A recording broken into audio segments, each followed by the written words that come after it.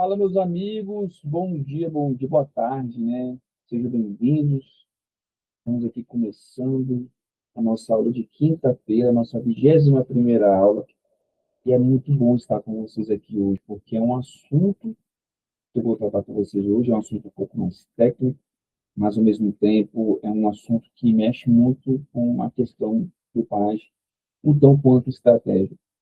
Nós sabemos que nos últimos anos, servidores públicos vêm sendo, de certa forma, perseguidos e até mesmo condenados de forma injusta, em razão de processos administrativos disciplinares, onde esses processos são considerados injustos, ou houve alguma falha processual, e às vezes o estrategista, a defesa técnica que deve fazer esse acompanhamento, não conseguiu elaborar uma estratégia mais pertinente. Então, meus amigos, o que eu sugiro que vocês façam? Essa é uma aula de hoje bem mais teórica. É uma aula que eu vou aprofundar um pouco a nossa metodologia, quando a gente fala na defesa de servidores públicos. Eu quero que vocês aqui absorvam o máximo de conhecimento. Mas, assim, o que é muito importante nesse primeiro momento? Por favor, façam aí as tarefas que a gente faz todo santo dia. Segundo, vamos compartilhar esse conhecimento com outras pessoas. Eu vou compartilhar aqui com algumas pessoas que eu entendo que podem aí estar melhorando a performance da sua advocacia, tá? Vou compartilhar com 5 pessoas para que a gente comece a crescer de forma muito mais interessante e que as pessoas conheçam um pouco mais da nossa metodologia. Perfeito, meus amigos? Vamos nessa. Vou aqui compartilhar mais. Pronto. Pronto, compartilhei aqui com 5 pessoas, tá? Você faça a tarefa de casa e vamos começar. Meus amigos, hoje é um tema muito interessante. Por que a estratégia errada pode custar o cargo do servidor? Para muita gente que essa aventura no processo administrativo disciplinar sem ter conhecimento técnico, é muito importante que uma estratégia pode custar o cargo público. Uma estratégia mal elaborada pode realmente comprometer tudo aquilo que o servidor tem, que é o cargo público. Então, se você acha que a defesa em parte é só escrever bem, é só usar uma atuação ali pontual, eu tenho uma triste notícia para dizer, que PAD não se ganha com uma única tese. Na verdade, PAD se ganha com estratégia, e uma estratégia bem desenhada. Então, hoje, eu vou mostrar para vocês 3 estratégias que eu utilizo nos processos administrativos disciplinares, que vão auxiliar a condução desse processo para que a gente consiga uma absolvição. Foi feita uma metodologia RBT, que a gente utiliza no escritório, tá? E isso vem ajudando muito mais de 70 servidores públicos, tá? O que a gente faz aqui, ó? Como eu disse para vocês, não quer dizer que uma boa escrita vai se resultar numa absolvição. O que um advogado fala quando uma boa escrita resolve o processo, na verdade, ele não tem posicionamento estratégico. Então, não dá sempre para alegar nulidades, a qualquer forma, a qualquer jeito, né? O uso de uma estratégia só com ponto de nulidade, na verdade, uma nulidade mal formulada, ela fortalece a comissão processante quanto à indiciação. E se não anular, acabou. Ou seja, você vai ficar rendido quanto ao resultado do processo administrativo disciplinar e isso pode acarretar um prejuízo ao cliente. E o que a gente busca, na verdade, aqui, é que quando a sua estratégia é confusa e você não tem a resiliência de buscar um conhecimento técnico e como elaborar uma estratégia que seja que beneficie o seu cliente, você está sendo egoísta. E aqui, na nossa aula, a gente vai explicar essas 3 estratégias. Para quem está aqui no Instagram, o que eu sempre falo? Link na bio, clique no grupo, cai para o grupo do WhatsApp, vem para o grupo do Meet, que aqui a gente compartilha um material muito top para que você acompanhe de forma online todos os nossos ensinamentos, além de receber o material ao final da aula. Perfeito? Vamos lá. Estratégia número 1, vou aprofundar isso aqui com muito conhecimento. Ataque processual ao núcleo formal. Vamos lá. Quando a gente fala de ataque processual, eu vou dividir a estratégia número 1 por núcleos, que isso facilita o seu entendimento Então, isso a gente vai mostrar a fragilidade processual no momento de uma elaboração de uma estratégia de um processo administrativo disciplinar. Não costuma ser rotineiro, mas é comum que a gente faça isso, que é o núcleo da portaria de instauração e a citação dos prazos. Esse é o núcleo número um. Meus amigos, quando você identifica nulidades como citação e ciência inequívoca por parte do servidor do recebimento da citação, o prazo não cumprido, tá, pela comissão processante, a oitiva é realizada sem a presença de uma defesa técnica no momento da sindicância, tá, onde o servidor acusado é ouvido na fase de sindicância e que, como eu falei na aula de ontem, isso pode acarretar no prejuízo, até numa confissão que prejudica o mérito da defesa no processo administrativo disciplinar. Isso é muito importante a gente olhar para esse lugar, tá bom? A tipificação genérica e imprecisa na portaria de instauração, isso é uma das ilegalidades contidas tanto na 8.112 como no manual da CGU de 2022, onde ele fala que a tipificação genérica gera nulidade formal do processo administrativo disciplinar. Então, isso é muito importante, você conhecer essa parte mais doutrinária, onde a gente aprofunda o conhecimento e vai ali realmente no cerne da questão. Tá? A ausência de descrição mínima do fato. Na portaria de instauração, se você não tem uma descrição mínima do fato, não precisa falar detalhadamente, mas a descrição mínima do fato, aonde quais são as possíveis imputações por desvio funcional praticado pelo servidor público. Isso também gera nulidade, tá bom? Violação do princípio da correlação. Eu uso muito isso porque boa parte, e que eu disse na aula de ontem, da justa causa, está diretamente correlata aos tipos contidos na portaria de instauração. Então, se você não consegue, dentro de uma simetria legal, trazer a correlação do fato ao suposto desvio funcional, você tem também uma nulidade evidente no processo, tá? E uma instalação baseada numa denúncia apócrifa sem investigação preliminar ou prévia. O que é isso? Geralmente, as denúncias anônimas, que são denúncias apócrifas, elas chegam ao conhecimento da autoridade competente ou da corregedoria, aonde eles iniciam um processo de investigação, que a gente chama de sindicância ou investigação preliminar, aonde se faz uma avaliação se há ou não justa causa. E se você tem um PAD instaurado com base exclusivamente em uma denúncia anônima sem a investigação preliminar, esse processo também já tem isso muito claro, tá? E também é importante a gente declarar, a gente arguir a incompetência da autoridade instauradora. Dentro dos regimentos internos das autoridades competentes, é muito comum estar ali prescritos quais são as competências específicas das autoridades que vão instaurar o PAD. Por nível federal, geralmente, é o secretário executivo ou o regedor geral do órgão, e alguns estados, o município, o secretário de Estado ou o prefeito. Existem muitas variações, depende muito do seu regime jurídico que o servidor público está inserido. E aí você faz a avaliação da competência da autoridade para fazer a instalação do processo administrativo disciplinar. Perfeito, meus amigos? Estamos caminhando bem? Acredito que sim, né? Vamos lá. Então, como eu falei, esse é o núcleo número um, nulidades formais. A gente vai buscar ataque processual, onde existem fragilidades no procedimento do PAD. Agora, a gente vai entrar também no núcleo 2, onde a gente fala do núcleo de produção probatória. Ainda na fase processual,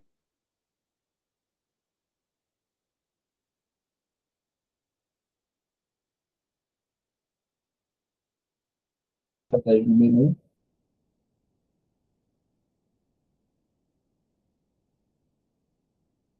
do, da justa causa com o fato. No Instagram, meus amigos, voltou? Como é que vou seguir aqui, tá? Então vamos lá. Voltando, para quem perdeu um pouquinho aqui, ó. Perfeito, voltou. Obrigado, produção.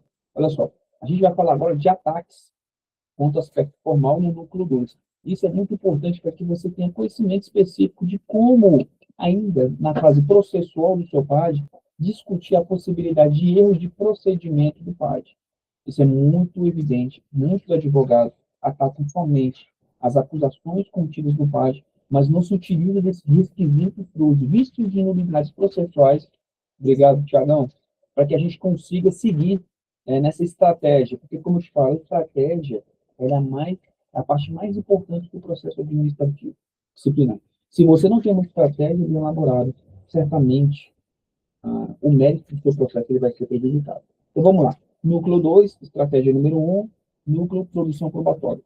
O indeferimento imotivado de, de um pedido de prova testemunhal ou de prova pericial é o motivo pelo qual você pode abrir uma nulidade.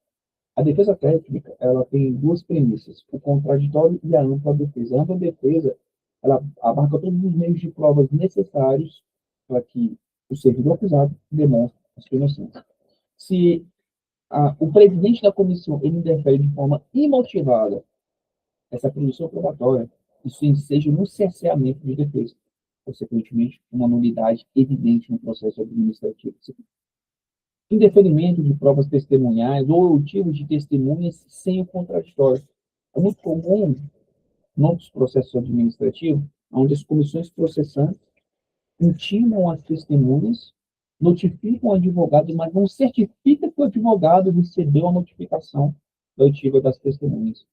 Isso, por si só, gera uma nulidade processual, onde aquele ato de produção da declaração da testemunha é um dos elementos que o advogado, a defesa técnica, tem que estar presente para fazer contradições, para buscar informações em verdade real, na busca da verdade real. Se você não tem isso claro, evidenciado no seu processo, isso também é uma novidade. Além disso, há provas produzidas unilateralmente pela comissão processante. É muito comum em comissões que não têm uma expertise nessa fase apuratória produzir provas sem a participação da defesa. E simplesmente unir esse caderno processual e falar para o servidor público que ele está sendo acusado e indiciado por determinado fato.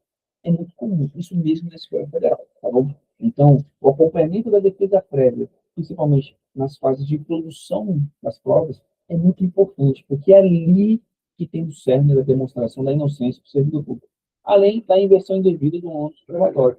É muito comum as comissões falar, o servidor público traz uma alegação diante de uma testemunha em que tem um documento e a comissão fala, então apresente esse documento. A depender do caso, esse documento, que eventualmente seja alegado durante a inquirição da testemunha, pode prejudicar depois, a defesa simplesmente não apresentar. E isso se transforma num prejuízo à defesa quando a comissão tem esse tipo de comportamento, tá bom? Além disso, nós vamos trazer o núcleo 3, que é da comissão processante. O que a gente pode arguir nesse processo? Nulidade em relação à suspeição do impedimento dos membros, falta de estabilidade do servidor público. É muito comum que vocês tenham conhecimento que, a nível federal, os 3 membros têm que ser estáveis. E o cargo tem que ser do mesmo nível ou superior ao do acusado. Tá? Atuação inquisitorial é muito comum as comissões conduzir esses processos de forma inquisitória sem haver contraditório para a defesa e os atos praticados fora da competência da comissão. Geralmente, o presidente ele solicita ao corregedor para que envie um ofício para vara tal para solicitar provas apresentadas. Se o corregedor faz diretamente para o juiz, isso é uma supressão, além de instâncias de competência. Isso pode ser questionado no processo. Agora nós vamos entrar na estratégia número 2, que é o ataque material, é onde a gente vai falar do mérito. É o mérito do seu pai. Então, o que você vai usar aqui muito nesse momento do processo administrativo disciplinar? Argumentar o cerceamento de defesa, que é a pública, os processos administrativos, peça a anulação do processo em razão das preliminares que a gente acabou de fazer na fase processual, onde trouxe diversos requisitos do núcleo 1, 2 e 3 em relação à análise processual, ao ataque processual que deve ser feito no seu processo administrativo disciplinar. Responsabilização objetiva distorcida. É muito comum comissões processantes utilizar um fato para justificar uma condução de um processo e tentar fazer um encaixe entre o tipo da conduta e o fato que tem nada a ver. Isso distorce o tipo objetivo contido na norma. Vamos resumir isso, ficou muito técnico. Se eu tenho um fato, eu tenho um tipo legal que fala que essa conduta ela é um desvio funcional, um ato ilícito administrativo, e esse fato não tem compatibilidade com a conduta, a gente não tem correlação objetiva, quebra de nexo de causalidade, quebra de tipo legal, princípio da legalidade estrita da administração pública, artigo 37 da Constituição Caput. Tudo isso está relacionado à defesa do servidor público. Além disso, nós temos ausência de autoria, a inexistência do fato de um dos dois pressupostos para que você consiga a absolvição do seu cliente, tá? Falta de provas, provas ilícitas, apuração exigiosa, tudo isso envolve o mérito do seu processo administrativo disciplinar. A ausência de dolo específico. Boa parte, e é uma estratégia que eu vou trazer para vocês, onde que vocês têm que ter conhecimento muito aprofundado. Nós temos dois tipos, duas modalidades de conduta do agente. O dolo e a culpa. No Código Penal, o artigo 18, que fala que toda conduta, em 10, tá? Falando aqui para vocês o resumo. Toda conduta deve ser punida com dolo, salvo aquelas prescritas como culposa. Se você utiliza, dentro dos princípios balizadores do direito sancionador administrativo, para justificar que aquela conduta ela não foi dolosa, você não tem fato. Não tendo fato, não tem autoria. Solicita-se o arquivamento do PAD em razão da ausência de autoria do agente. Pronto, morreu o processo. Esses são os pontos que você tem que tratar. Se for o caso, você questiona também a condução do PAD contra a parcialidade, que nós falamos lá em cima, tá? E as provas exclusivamente testemunha frágil. Ou seja, algumas provas, elas são tão frágeis, porque foram produzidas só por motivo de testemunho, que a Maria da vizinha contou a história que ouviu e que a comissão processante utilizou esses argumentos para fazer a iniciação do servidor público. Só com base nesse testemunho de pessoas que não presenciaram o fato, você pode trazer à tona a nulidade processual em razão de uma prova que não tem justa causa, que não consegue corroborar as informações trazidas pela comissão. Provas digitais sem cadeia de custódia. É muito comum. Isso o STJ vem julgando desde 2021 acerca das provas digitais e a cadeia de custódia, para que isso seja avaliado dentro de uma firmeza de legalidade no colhimento dessas provas digitais. Provas digitais podem ser manipuladas. A depender da situação que elas foram colhidas, pode haver possíveis alterações e adulterações dessas provas contra o TTO, visando prejudicar o servidor público. Tá? Além disso, falta de graduação da pena, ou seja, desproporcionalidade da sugestão da comissão de concessão contra a aplicação da pena, ausência de dosimetria, e além disso, você tem que apresentar provas favoráveis, documentos, provas periciais, provas, inclusive provas periciais produzidas pelo próprio acusado de forma particular, tá? Isso é muito importante, inclusive nós estamos utilizando isso no processo nosso, tá? Onde a gente consegue mostrar que essa prova produzida fora do processo, mas que foi por meio particular idôneo, justifica a inocência do servidor público, tá? Além disso, quando há apreensões de computadores funcionais, é muito comum que a autoridade simplesmente pegue esse computador, leve o parceiro da área de tecnologia e deixe isso. Não, tem que lacrar, tem que ter uma violação, tem que ter um lacramento, uma violação desse, um isolamento desse computador para que ele não seja manipulado por nenhuma pessoa até que seja feita a perícia. Isso é muito importante, tá? Além de presunções travestidas de provas. É muito comum comissões processantes fazer suposições de inquirir testemunhas com suposições de utilizar isso como acervo para fazer a iniciação, acusação de. Então, esse é o ataque material. Nós estamos partindo para a estratégia número 3. A gente fala que é um núcleo de negociação, um núcleo de contenção de danos. Aqui é muito comum a gente fazer o termo de ajuste de conduta. O que seria isso? É um termo que o servidor público se compromete a não cometer mais aquele ato durante um determinado tempo. Tá? Inclusive, na aula de ontem, eu falei sobre isso. E como a gente consegue estruturar um termo de forma que desde o servidor público não exponha ele a eventuais processos futuros, porque a gente não sabe daqui para frente o que pode acontecer. Negocia a penalidade menor. Suspensão, e dessa suspensão você pede a conversão em plano de multa de 50% da remuneração em 30 dias e traga muitos desses elementos favoráveis para afastar a possível aplicabilidade de demissão. Mostre os atenuantes e circunstâncias favoráveis, tempo de serviço, os bons antecedentes funcionais, avaliações periódicas de desempenhos que falam de forma positiva do servidor público, elogios, eventuais doenças que o servidor tenha tido cometido em razão do exercício das atribuições do cargo, tá? Escassez de servidores públicos, o impacto institucional em razão do afastamento do servidor público naquela área. Por isso que se utiliza o critério da multa para que ele não seja suspenso e assim o impacto financeiro e funcional seja menor, tá bom? Isso é muito comum, principalmente quando a gente faz análise da escassez de servidores públicos do órgão, em que esse impacto com a aplicação da pena do servidor público pode gerar repercussões nas demais áreas. Aquele servidor público é tão importante que não pode ser substituído.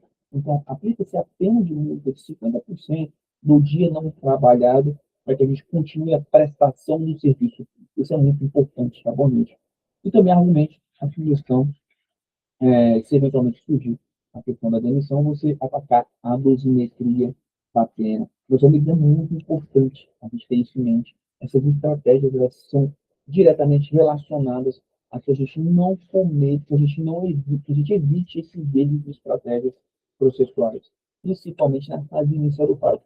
Volto a dizer na aula de ontem, análise técnica bem feita, com diagnóstico que você apresenta para o seu cliente no momento da contratação, você consegue ter uma visibilidade do futuro, previsibilidade de resultado, ao mesmo tempo evitar que o seu cliente tenha penalidades mais graves. Perfeito? E a estratégia número 3, além da negociação que nós estamos cuidando, a gente está pegando aqui no núcleo de contenção, o que a gente espera desses resultados, né? Os resultados possíveis é a manutenção do carro, claro, para que a gente busque, que é o benefício econômico do cliente e do processo para que ele continue exercendo suas funções, penalidade controlada, redução de custos e danos ao servidor público, esse é o nosso principal objetivo. A contratação é só um fato de consequência em razão da sua atuação para o benefício maior, que é a manutenção do cargo e a redução de danos ao servidor público, tá? E o encerramento menos traumático desse processo. Perfeito? E aquela coisa, o servidor, o resultado que a gente espera é que o servidor fique no cargo e que, se for aplicada uma penalidade, que seja menor possível. Perfeito? Meus amigos, como sempre falo, a gente está aqui trazendo conteúdo de valor. Agora, não adianta nada a gente trazer todo esse conteúdo, todo o estudo, todo aquilo que a gente vem aprendendo durante esse mês, se você não botar a mão na massa. Então, a ação prática de hoje é o seguinte: busque um página em que você tem informações mais acessíveis, no YouTube, ou e faça uma análise de estratégia desse processo. E aí você começa a ver essas fragilidades que a gente vem falando. A estratégia número 1, da fase processual, a estratégia número 2, o ataque do mérito do processo, e da estratégia número 3, intenção de danos do servidor.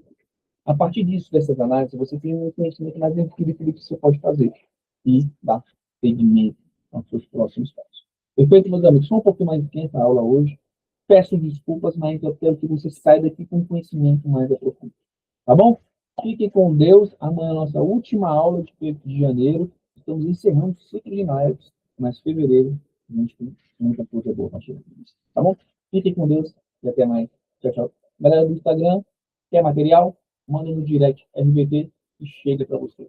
Fiquem com Deus e até mais. Tchau, tchau.